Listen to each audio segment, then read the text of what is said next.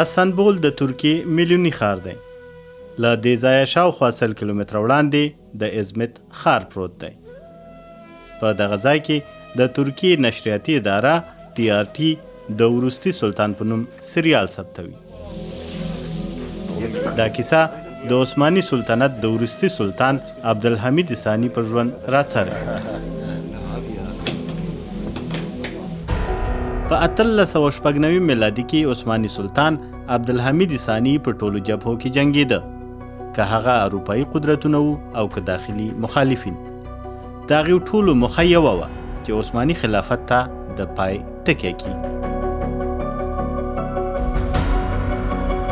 هره اونۍ له 100 تر 15 دقیقو مواد ثبتېږي. د دغې ډرامې یا سریال 15 برخې چې هره یوې څو قسطه ده ژر به بشپړه شي. دغه ډرامه یوازې په ترکیه کې نه بلکې د نړۍ په زیاتو هیوادونو کې مشهوره ده. د دې علت سیمه ده مدیترانه، د اژې سمندرګی، منځنی ختیځ، عربي نړۍ. زموږ یوه لور ته د اروپا لویه وچه پرته ده او بل لوري ته اسیا. زموږ هیواد له دغو ټولو هیوادونو سره یو کلتوري پل دی. دې هیواد څو مدنیت لیدلی او موږ بېلابېلې کیسې او احساسات لرو چې د خلکو زړونه لمس کولی شي.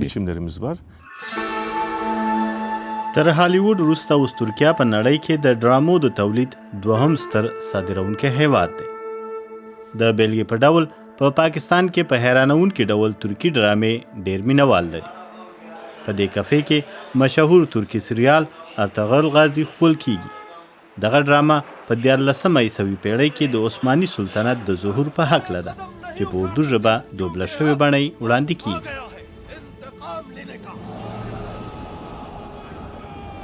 او په پاکستان کې کورنۍ هم په ګډه ترکي سریالونه ډېر په شوق سره ګوري. په دې ډرامه کې د تاریخ تر ټولو ستر سلطنت یعنی عثماني سلطنت رامنځته کېدل ښوول کیږي. له اسلامي تاریخ سره تړلي دغه ډول ډرامې په پاکستان کې ډېرې په مشهورېدو دي ځکه چې دلته دغه ډول مواد نه تیاریږي. ارطغرل کیوں امپورټنٹ مجھے جو لگتا ہے اور میں جو چاہتی ہوں کہ میرے بچے ما ته ارطغرل ولې مهم ښکاري. زه غواړم چې ماشومان مې هغه وویني. په هغه کې تر ټولو مهم یو کرکټر ابن عربي دی، هغه چې کوم ډول ښه د اسلام د تعلیم درس ورکوي او ډېر ښه مثالونه وړاندې کوي. ژبه یې ډېره ساده ده.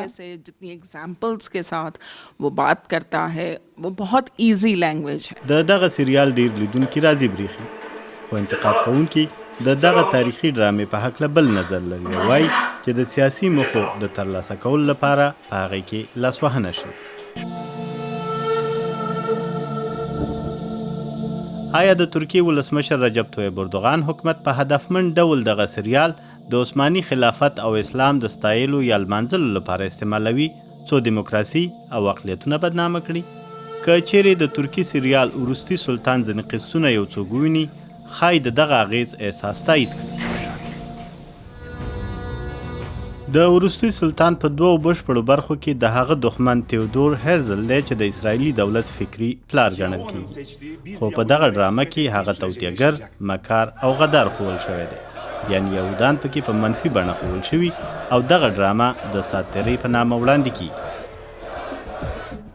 په حقیقت کې د ترکیې نظارتي مرجع تولیدونکي مواد تر سخت نظارت لاندې ساتي چې څه ډول مواد باید ثبت شي او کوم نه. سیکس، د همجنس بازانو حقوق، مخدره توکي او د ناسمو کلمو کارول سخت بند دي. له بل اړخه نارینتوب، صداقت او د ځواک په څېر ارزښتونو باندې ډېر ټینګار کیږي. اوس مهال 7 تلویزیوني چینلونه چې ډېر لیدونکي لري د سانسور سره لاس او ګریوان دي. اصلي ستونزه دا ده چې قوانین روښانه نه دي. په عادي ډول چې کله دا خبره روښانه نه وي چې په څه شي به جریمه کیږي نو بیا له ډېر احتیاطه کار اخیستل کیږي. طبیعي ده چې دا ټول د لیکوال، پروډیوسر او چینل لپاره د سانسور په پایله تمامیږي چې احتمالاً له اړتیا څخه سخت سانسور او دا ډېر خطرناک دی. یاماچ اوکور د یوې قدرتمنې مجرمې کورنۍ په اړه تلویزیوني سریال جوړوي. داسې اټکل کیږي چې دغه سریال به هم له هیواده د باندې ډېر مینوال ولري. د حیرانتیا خبره دا ده چې ترکي ډرامې نه یوازې په اسلامي هیوادونو کې په لیوالتیا سره لیدل کیږي بلکې دا په کاتولیک عیسوي هیواد چیلي کې هم مشهورې دي. د چلی په پلازمینه سانتیاګو کې ایزابل رودریګو د ځایي تلویزیوني چینل TVN لپاره هم ترکی ډرامې رانیسي. دا ډېرې زیاتې لیدل کیږي ځکه چې د روزمره ژوند ستونزې منعکسوي. دا نړیوالې کیسې دي. دا خبره کوم فرق نه کوي چې دغه ډرامې په ترکیه، استانبول یا سانتیاګو کې نشر شي. دغه کې د ښځو اړوند زیات موضوعات دي ځکه چې هغوی په عادي ډول داسې سریالونه چې څو وارې نشر شوي وي ګوري. د باهمته مېرمنو په ژوندانه راڅرخېدونکې ډرامو په اخره کې بیا هم حاکمیت د نارینه‌و ښوول کیږي. د اردوغان له واکمنۍ راهیسې د نارواکۍ داسې کیسې وړاندې کیږي چې هر څه په خپل کنټرول کې ساتي. محافظه کار نظریات نه یوازې په ترکیه کې بلکې په ټوله نړۍ کې خپل اوج ته رسېدلي چې دا لړۍ له اتیایمې لسیزې راهیسې پیل شوې. محافظه کار نظریات یو ځل بیا مخ پر زوال دي. په ترکي سریالونو کې هغه په داسې ډول وړاندې کیږي چې په ټوله نړۍ کې کورنۍ ګوري. پروډیوسر وکور د شکر په نوم د سریال په خپله بڼه د ښوولو لپاره د سانسور له اړونده ادارې سره څومره مبارزه کوي، ښایي د ډرامې لیدونکي ډېر کم دې کار ته متوجه شي.